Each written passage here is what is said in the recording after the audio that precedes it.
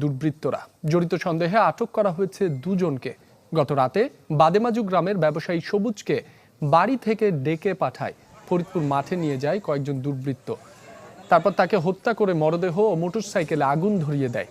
সকালে তার মরদেহ দেখতে পেয়ে পুলিশে খবর দেয় স্থানীয়রা। পরে মরদেহ উদ্ধার করে পুলিশ।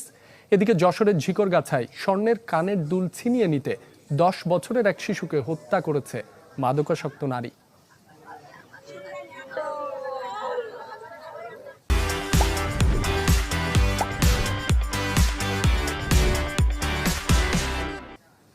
এ বিষয়ে আরো জানাতে চুয়াডাঙ্গা থেকে যোগ দিচ্ছেন সহকর্মী রেজাউল করিম লিটন। লিটন, কিভাবে ঘটলো এমন মর্মান্তিক হত্যাকাণ্ড? এ বিষয়ে কোনো মোটিভ পুলিশ জানতে পেরেছে কিনা আমাদের জানাবেন। রাব্বি, আজকে সকালেই যখন কৃষকরা আলমডাঙ্গা উপজেলার এই ফরিদপুর মাঠে কাজ করতে